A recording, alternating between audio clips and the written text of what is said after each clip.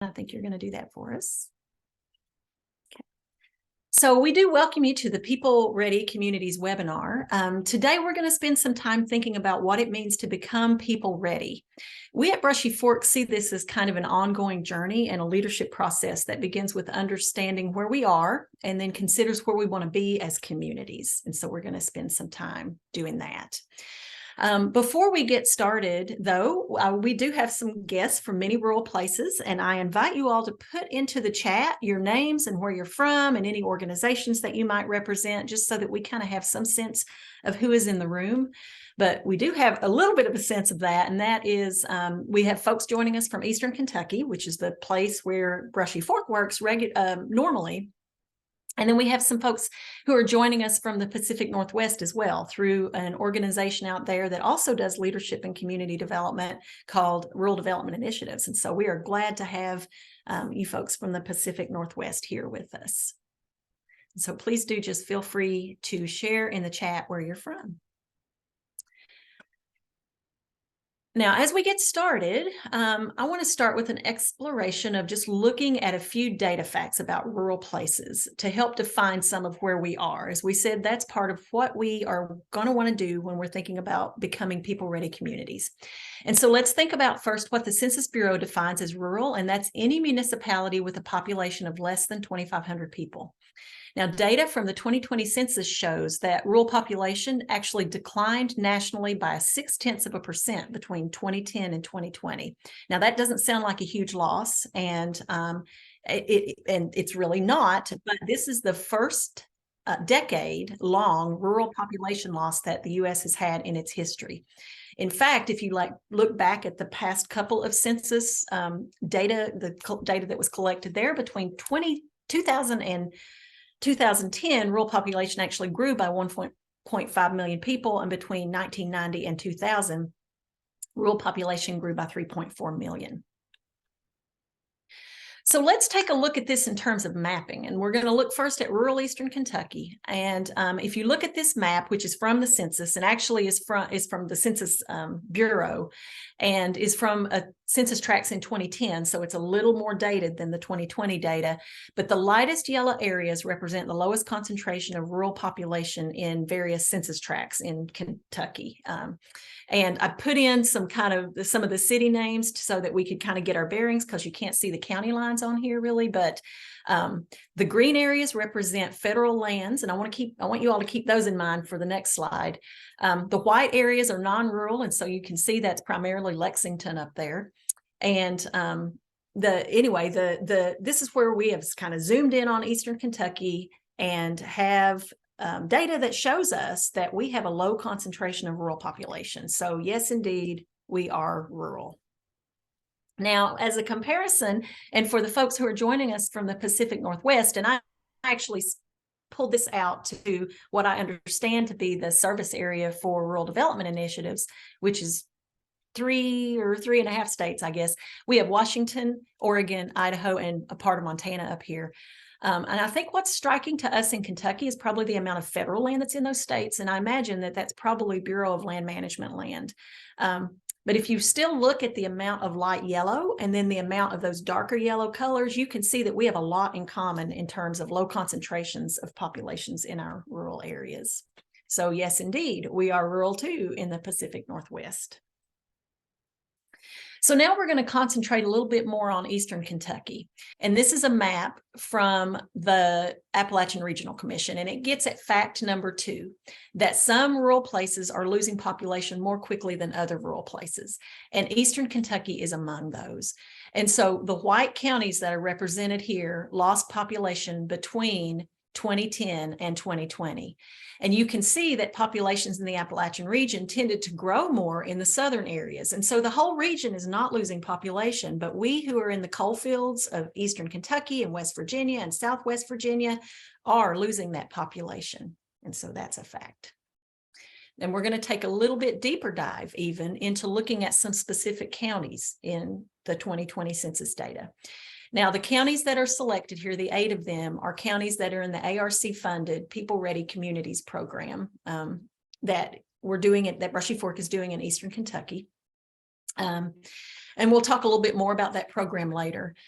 even if you're not from one of these counties, chances are your county has also lost population, because it's a trend that's throughout our region.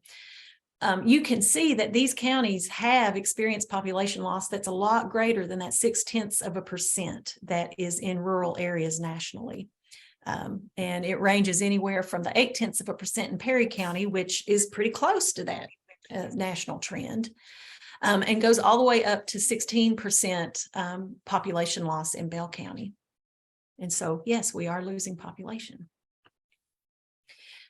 But here's fact number 3, and this is an important one.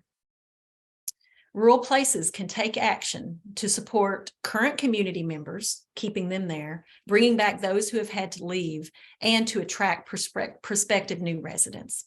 And it's about quality of life. Quality of life for people who already live here so that we can keep them here. Quality of life for people who have had to leave and might want to come home. And this might mean people who are college graduates or flood victims in the cases of these floods that we're dealing with in many of our communities now, that those folks have had to move away because they couldn't get housing. What can we do to bring them back? Or people who have had careers in other places and now have a chance to work remotely and say, I want to come home. So how can we make our communities amenable for them to be able to come home again? As well as those prospective residents that we're talking about. So we're talking about both retaining people and also bringing in new people. And that is what being a people-ready community is all about. And so let's ask ourselves the question of the day. And that is, if our overall desired result is to provide a quality of life that stems population loss and rebuilds our economies, how do we do it? And so the first thing that we're going to need to think about is narrative.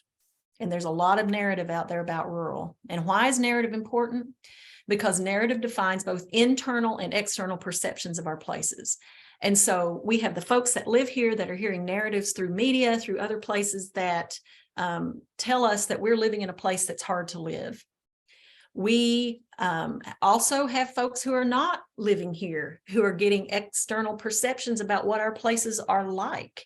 And so the question around narrative is, how can we in our communities create and manage the narrative that we want to see for ourselves, and then bring that up to really inform the narrative for rural overall, if we think about that. So let's explore a little bit more to kind of think about what's some of the stuff that's out there about where we are now, about national narrative around rural. And I'm going to share with you some headlines that I pulled from just an internet search the other day. And so the first thing I want to share about this headline is I want to point out that first word that's on there, and that first word is opinion. And so keep in mind that, yes, these are headlines, but they may be for opinion pieces as much as for news pieces. And so I'm going to share with you now and stop talking and just quietly share some of these headlines that I found.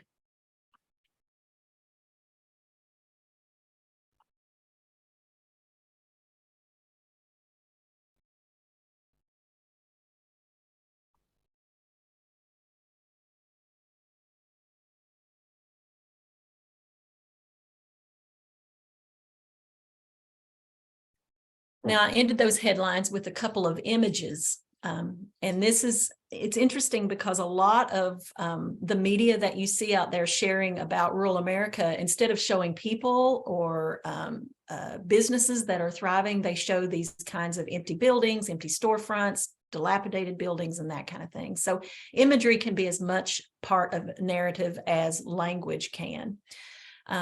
So I just want to ask the folks in the room, what do these headlines make you think and feel about rural, if this is what you're reading about rural communities in America? And feel free to just speak out, respond aloud, or to put something in the chat if you want.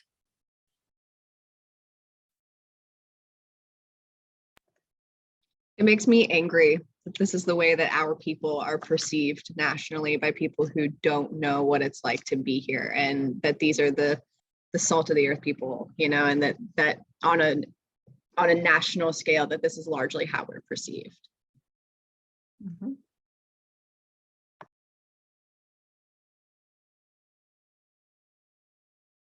Anybody else? Feel free to put it in the chat or just call it out. What are some things, let's think if you were thinking about moving to a rural place and you read headlines like this, what would it make you think? That you didn't want to go there. Mm-hmm. And really, we have some of the best places to live in the whole United States. We have great people, we have great scenery, we have lots of tourist places that people can go to, but yet, and we have lots of people who have been very productive and very successful in their lives. And that kind of just wipes that all out. Yeah, yeah. And so we have a couple people that put things in the chat. It's depressing. It seems like the fate is sealed based on these. Like we can't make change. And we do see things in there. Shrinking of rural America faces state power struggles. So not only are we declining, but we're powerless. And I don't want to spend too much time on the negativity in these headlines, but so let's flip it around and say, what would you do if you flip the narrative on these headlines? What would you prefer these headlines to be? If you could change one of these, pick one, and what would you change it to?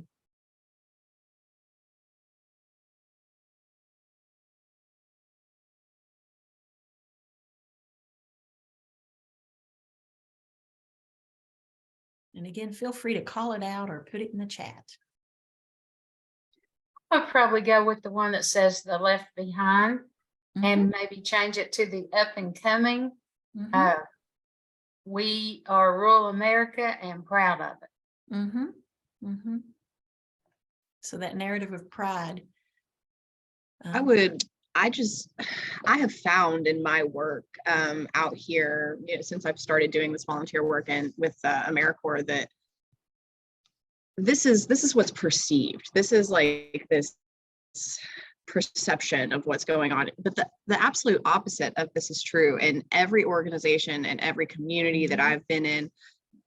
It's just blatantly untrue. And so to actually, I don't know, it just makes me wonder if there are reporters in the world who actually care to like be journalists still. And because there's so many amazing organizations in Eastern Kentucky. There's so many amazing people in Eastern Kentucky. And I feel like a younger generation of Appalachians is really latching on to what it means to be Appalachian and what our culture is and that this is our heritage, and they want to see that keep thriving. And I agree with Claudia that it's not a left behind thing. This is an up and coming thing, that it's trending in the opposite direction. Yeah. And so Judy put in opportunities abound. And what you're describing is that, we have a younger population here, and they're active and they're getting involved in communities and making change. And so what's happened sometimes in the national narrative about rural overall is that framing around rural America has gotten kind of stuck in the past in a way, so that people don't see us as innovative areas and places that can welcome new people even. And so let's keep in mind some of the positive things that you all started thinking about as we start thinking about narrative. And so Jacqueline just put in the chat, Appalachia is full of brilliant, resourceful, and innovative people. Great. Okay, so we've talked a little bit about the narrative then, and we will come back to that as a little later, but let's dive into who are the diverse we really. We're going to dive a little deeper again into diversity in rural and Eastern Kentucky, and just get some idea of what's happening here right now. And so let's look nationally first, and this is out of the 2020 census data. 24% of rural Americans were people of color in 2020, and our numbers do look a little different in Eastern Kentucky. In Eastern Kentucky, Blacks represent 2% of the population, but that also was a 4% growth change from 2010 to 2020. By numbers, Blacks are still the largest group of people of color in Eastern Kentucky at 10,988 people. This next statistic, though, Eastern Kentucky's Hispanic and Latino population is booming. It's growing by 37% to 9,904 people. And so you can see we're getting really close to having a very similar number of Hispanic and Latino population as we do to Black population. Some counties in Eastern Kentucky even saw an increase of 77 to 110% of Hispanic and Latino residents. Also, in Eastern Kentucky, Asian residents grew by 26%. And then overall in rural America, and I could not find the statistic for Eastern Kentucky specifically, but 3.8 million LGBTQ plus people live in rural communities. And so we are not a monolithic population in our region. It's true that Eastern Kentucky is primarily white in terms of race, but we are growing in diversity. So I want to take a look now at one of those growing populations, and that is taking a glance at the Hispanic and Latino population growth in these counties. And it's Leslie County, Kentucky is the place that grew by 110%. But what does that really mean in numbers if we look at that? And so the Hispanic populations in that county are 0.7% of the total population, and that's about 67 of our 9,637 people that live in Leslie County. So it's not a huge number, but it's a growing number. And one of the things I think I would point out about the folks who are in Oregon right now is that Hispanic and Latino population in Oregon grew by 30% over the last 10 years, as that state added nearly 140,000 Latino residents. And so that's statewide, but they are seeing a significant growth in Hispanic and Latino population as well. And so a question comes up for me of what could we learn from each other as we're figuring out how to integrate these folks into a diverse workforce as they're coming to work in our communities. So I want to ask folks, I know we've thrown a lot of numbers at you very quickly, but would anybody want to share a takeaway that you have from what we just reviewed? And I'm not expecting you to speak back data or anything, but just share your general takeaways from what you just heard there. Are there things that you kind of go, oh, I'm thinking about this now?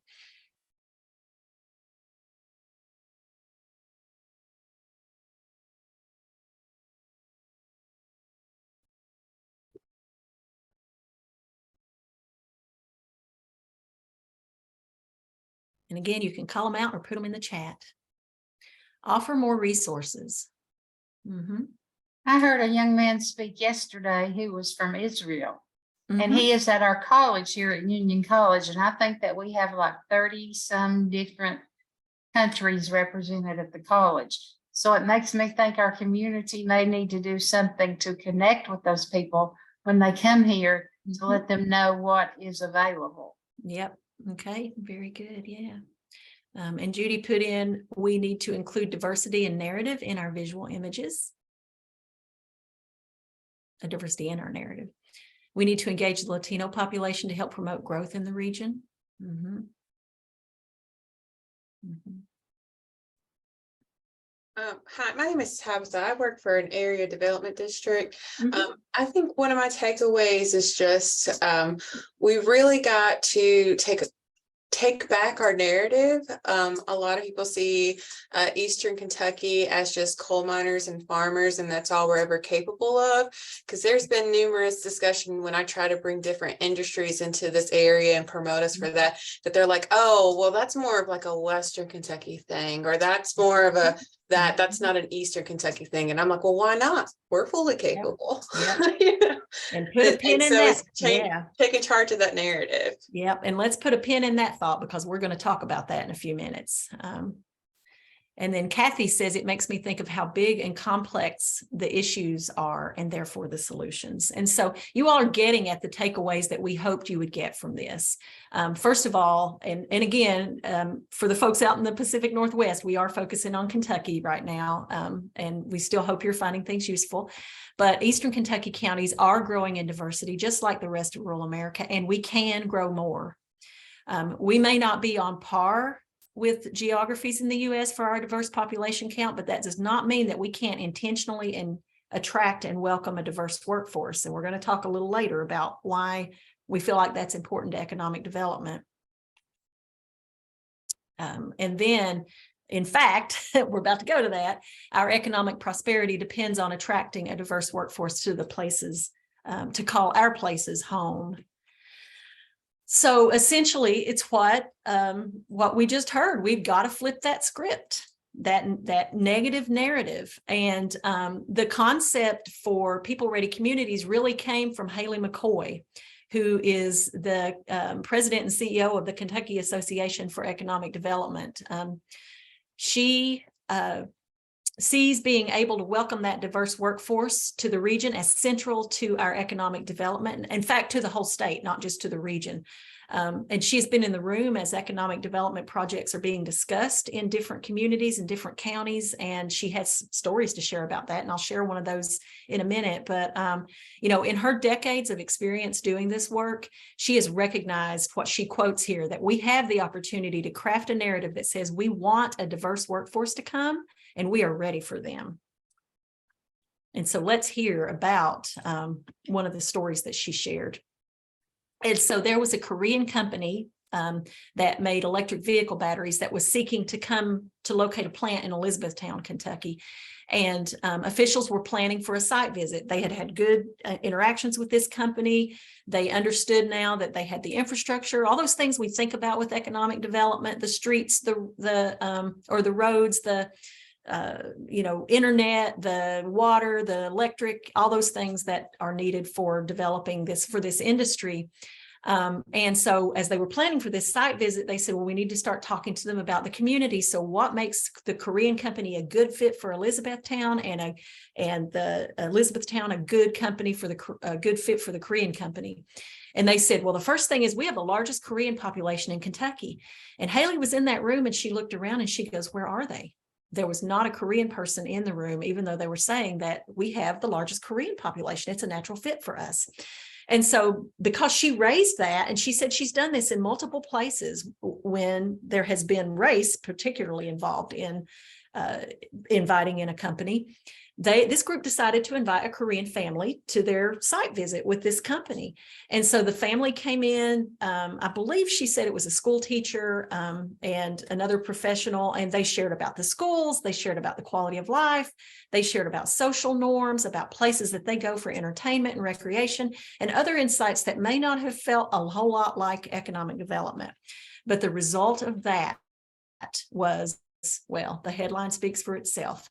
This Korean battery supplier is going to bring 93 high-wage jobs to Elizabethtown. The average wage for those jobs is going to be $35 per hour, and they're going to break ground in December on this plant. So we can't all guarantee landing a large industry in every community. Some of us are pretty small. So who might we attract, and why? What can we do to get them here? So what people can we attract as a workforce? Let's think broadly about that. And some of this is about bringing people back, as we've already mentioned. And so we can attract our own college graduates back to our communities if we have places for them to land. We can attract back families returning home either after they're getting that education or after they've gone and started a career elsewhere and want to come back, and like they remember their communities fondly and they want to raise their children there. And so, and some of them are able to work remotely, and so they can come back and they can bring their families back to raise. There are also remote workers who are leaving urban areas that we can think about how to attract those folks to our areas, and all that's related to narrative. And we'll talk again about that. The executive workforce for those industries that are locating in the regions around us, it could be that they're locating in a larger city, but they want to move to a more rural setting. Are there ways that we could attract them if we're within driving distance of some of those areas? Immigrants, we talked about the Hispanic population that is growing and Latino population that's growing here in Kentucky. So what can we do to reach out to those immigrants that are there to help them be successful? And then how do we attract additional folks to grow our population, which is going to be critical? And then there's an internal audience that we can think about, folks that may have had to go away to go into recovery programs, or maybe have been able to do that locally, which doesn't always happen, but people in recovery who are ready to re-enter the workforce. Those are also folks that we can attract as a workforce. And then I put tourists in here. Now, those are not really workforce folks, but they are an economic factor. And earlier in the chat, somebody said we need to have diversity in our narrative and in our imagery of our communities, and that can be important for tourism. So those are some of the folks that we can be thinking about attracting. And we've talked a lot about attracting people and workforce development and getting a workforce there. But I would want to share something else about people-ready communities. And that is, if we have a people-ready community, we can also support populations that may not necessarily be part of the workforce. Those folks include aging residents and retirees, our youngest community members being our children. And so I was once in a meeting of community planners with this Mildred Warner that I've quoted here about how communities need to focus planning efforts on the design and provision of services for young families and children, as well as older adults, that no generation can be left out of our work to develop our communities. She shared with the room when we were there that most community planning is really done with serving working, younger, and middle-aged community members in mind. And those middle-class earners, people who, are of that middle-class earning, working area or group. And so she was talking about things like public infrastructure and parks and, public transportation in more urban areas, but those types of and services, housing, things like that. And then she shared something that really changed the way I think about community development. And what she said was this: if you can plan for communities that meet the needs of the youngest people in that community, meaning those babies in strollers, and the oldest residents in our community, meaning the folks who might be using walkers by now, then we can improve the quality of life for everybody in between. And for me, this is just another aspect of becoming people ready. So I think it's important for us to recognize that it's not just about workforce development, it is about that quality of life. So back to the workforce notion though, what does a diverse workforce bring to us if we can get our workforce built up, attract these new and different people into our communities, and bring back folks that may be left? They bring new businesses. So often they're entrepreneurs and they are, able to revitalize our downtowns. They have spending power often, so they're supporting other small businesses that are there. They have work skills and education that they may be bringing into the community. They're bringing professional connections in a way that they may be able to spread the word about how wonderful it is to live in this community with other professional people. They bring leadership skills and volunteer power. They're bringing their children to the communities. One of the statistics I heard about the significant floods that we had is that school systems have lost the number of students that they're going to be educating. And so what are we going to do when those school systems then start losing funding based on that? So if we need to rebuild our school systems, these folks could bring children to do that. And then an increased tax base as well. And what that results in overall then is this revitalized downtown situation where you can have those small businesses, new businesses, and small businesses that are existing being supported and expanding. We can move from a narrative that we have heard about rural for a long time, and that is to go from being seen as having brain drain to having a brain gain narrative that we have educated people that are moving back into our region. We can have resources for schools and resources for infrastructure, and just more people overall who really understand what it is to live in rural. And so this is a quote from Ben Winchester, who is a rural sociologist and research fellow from the University of Minnesota. And he is the coiner of the phrase brain gain. He is the person who in Minnesota, they are seeing an influx of folks into their communities that are coming back home, that are remote workers that are moving in. And in his studies, as he's interviewed people, he said that here's why people are coming. They are choosing to move to your town for what you are today and what you will be, not for what you were. So when you see that quote, when you see that sentence, what are some thoughts that come to you as you think about narrative for your own communities?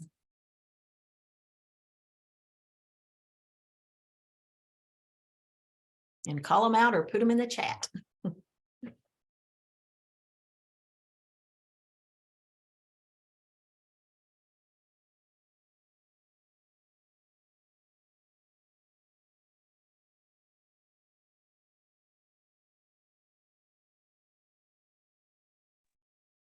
So my first reaction to this is that it's inspiring. I mean, with our work, and I'm sure your work too, I love working with people that are visionaries, but I also think it can be alienating to the people who have been there for a long time, who are always like, this is our town, this is what we were. And that is such a huge part of the town and their identity. Yep. And there's some grief and some loss in that too. Yes, yes. So that's a very good point, and we're going to be thinking about that later too in your small groups. I want you to kind of hold that thought. And so we have a few things coming in the chat. One of the things I've seen in our community is how others moving here find a deep love for the area and are willing to help fight our fight. So that's great. We have a lot of retirees coming to the area with brain power and funds, and they do see potential. And somebody shares Appalachia has a bad rap with people from the outside. So as I said, let's keep in mind that message that change, what we're talking about here is looking to the future and making change with this kind of a statement. And that change can be scary for people who've called these communities home for years. And Davey actually just put in a very interesting comment. We can't change what we were, but we can change what we will become.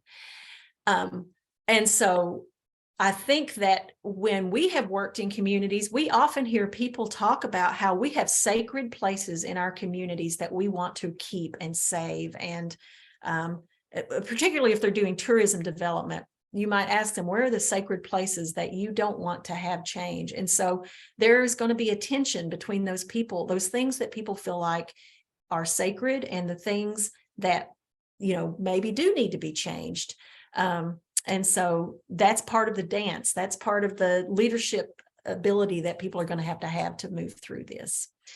And Judy says we should include stories about the people moving to or returning to our communities in our narrative.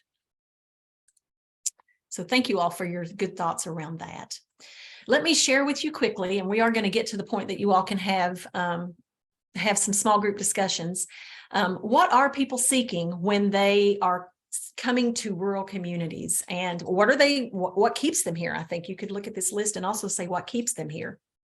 And so folks who are coming here, and this is all out of a survey that was done by a marketing company actually for agricultural equipment, but there was a survey done across America in urban areas and rural areas about why are you interested in moving to rural if you're in urban, and why are you interested in staying, or why are you there? Why are you in rural in the first place? And so here's what people said. They were seeking a simpler life, peace and quiet, safety and security, a safe environment with clean air and water, less traffic, a lower cost of living, housing and amenities, outdoor recreation, places to play right in their backyards, quality schools, safety and education for their children, to be closer to their family. They also were saying they needed good internet, and 67% of them said this is a deciding factor on whether they would come. More space, both indoor space and outdoor space, culture, being around people whose culture is appealing to them. And then nearly half of the people that were interviewed in this survey said they were willing to move to another state for these interests. So there are complex questions that inform how to attract people in communities or to communities. And so we're going to launch a poll.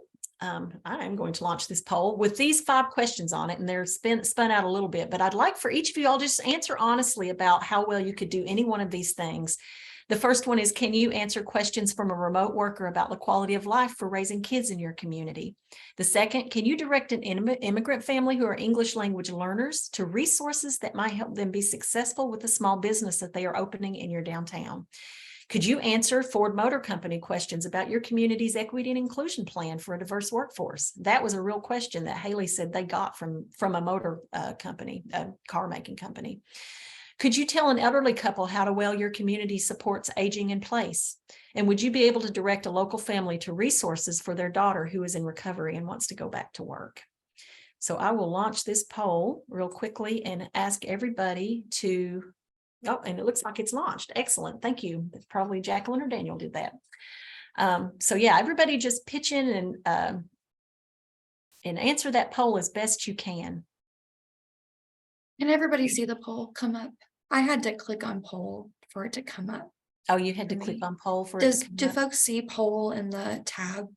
You at the bottom, you might just have to click on poll. And I see people responding, which is great. And you'll Okay. have to hover and scroll to see all of the questions. Right, you'll have to scroll down to see all the questions on the poll.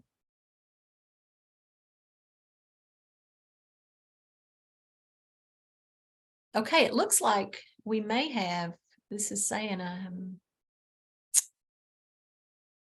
oh yeah, we're close to having everybody. So we will share the results in just a minute. And actually, I'm probably the person that has not participated yet. Great, I'm glad that went quickly because I'm feeling like we're getting behind on time. So I'm going to share the results of the poll here. And can everybody see that? And you can probably see only the first question. So for the first question, if a remote worker is visiting your community and asking about whether it's a good place to raise kids, 40% of you strongly agree, 47% agree that you could help, and 13% of folks disagree that you could help that person. An immigrant family, that's the English language learners, would you know how to connect them? 20% strongly agree, 33% agree, 40% disagree, and 7% strongly disagree that they would be able to talk about that. Ford Motor Company wants to locate that factory there. They've asked about your plan for diversity and inclusion. 7% strongly agree they could answer that. 53% agree, 33% disagree, and 7% strongly disagree. The elderly couple, wanting to know if they could age in place there. 67% agree and 33% disagree that you would be able to answer their questions. Local family about their daughter who is in recovery and wanting to re-enter the workforce. Would you be able to direct them to potential employers and resources? Strongly agree, 20%, agree 53%, and 27% disagree that you would be able to do that. All right, so those are just some examples of the types of things that we would see a people-ready community being able to do, and it's very interesting and is good that there are folks that say, yes, I could help direct somebody with the questions that they have here. So we were glad to see that. We would like to take, and let's cut this to 10 minutes actually in your small groups. Whoops, sorry about that. Didn't mean to go forward. So we're going to take 10 minutes instead of 15 minutes in your small groups, but we'll break you into groups of about 5 and just have you discuss this question. What are some small actions that people could take in your community right now about becoming people ready, to move toward becoming people ready? And what leadership skills do you think they might need? So we'll break into those groups for 10 minutes and we will come back then and do 2-minute reports from each of the small groups.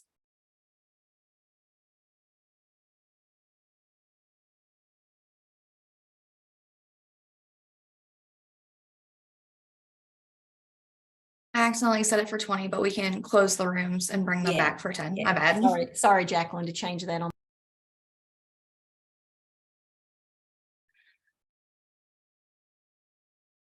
Okay, I think we're back. And so let's hear some reports from small groups. And if we could keep those at about a minute, that'll kind of keep us in time. And so what are some of the small actions that you identified? Maybe one action that your group identified, and what are the leadership skills that you think folks might need? Well, I'll share my group. We thought one thing that you might do is to interview or do a poll or a survey of the Black and Hispanic people who do live in your community. Ask them why they live there. Are they comfortable? Do they think this is a good place to raise the family? And then we brought the question up, well, who would do that? Because we don't think we've been very comforting and very welcoming to them at this point. And the possible answer was an economic development authority or the Chamber of Commerce. Mm-hmm. Okay. Anything about the types of leadership skills you might need to do something like that? We didn't necessarily get to that part of the question Okay, in my small that's group, but worries. we did talk in my small group about some different events that communities are already doing to foster inclusion and to welcome. Like there was one in Robin, you'll have to tell me what the name of it, or Tabitha. I think it was like a food, it was a like a diverse food kind of, like people were bringing their own food and having kind of a community event. And I just thought it was a really cool opportunity to welcome new community members and support the connections among people in the community. Great. Anybody else from my group wants to jump in, feel free. A seat at the table. Thank you, Robin. Okay, great. All right, well, let's do hear from the next group. Did anybody have anything different than that? Small action you can take, or leadership skills you think folks might need to have?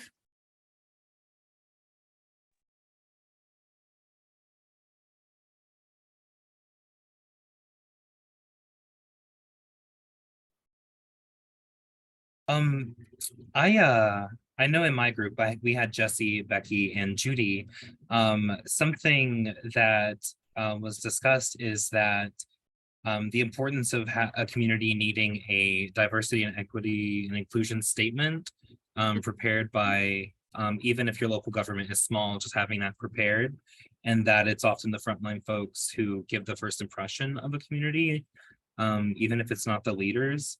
And also just being intentional in your approach. And so even though there may be large issues, kind of breaking them down into smaller steps and tackling those first. And so an example that was given was there's a lack of childcare. And so a solution would be having childcare, but the smaller step would be identifying the places that necessarily have the greatest need for that, for example. And then Jesse mentioned that one of their positions with the Vistas is an age friendliness coordinator who specifically takes on that sphere, as well as them having a downtown coordinator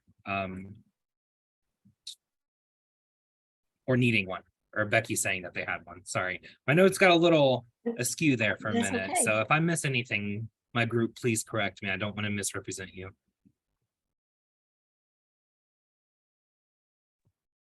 I just wanted to add that we had a little bit of a discussion too about the impact of the flooding and what's going to happen with the land that's being bought out by FEMA. Yeah.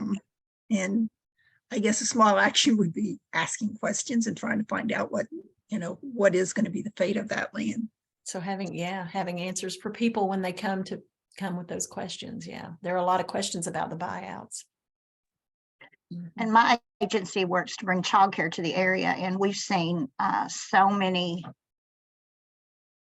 families, their dynamic has changed because of the flooding, and people are having to go back to work that maybe didn't work before, and they don't have childcare. So they're out of the workforce because of that, because we have a childcare desert in our area.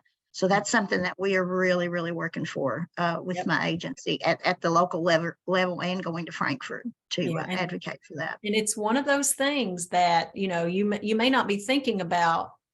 Well, I guess in a way, childcare, you are serving the workforce, but also you're serving those children. So it's one of those examples of, serving the youngest population really serves everybody. Well, thank you all for those comments. I know, is there anybody else before we move on to the very last thing we want to share?